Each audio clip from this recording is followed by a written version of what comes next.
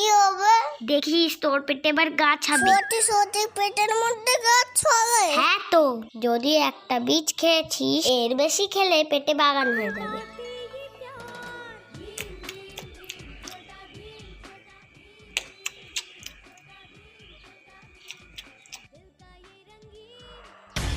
তুই আমার থেকে তরমুজ নিলি কেন? কত কতগুলো রয়েছে, আমি তো শুধু একটা নিয়েছি। ওরকম করিস কেন রে? না যে তুই আমার তরমুজ না হলে আমাকে বলবো, দেখবি? না আমি দেবো না, তুই যাকে খুশি ডাক। তুই দিবি না তো দেখাচ্ছি মজা।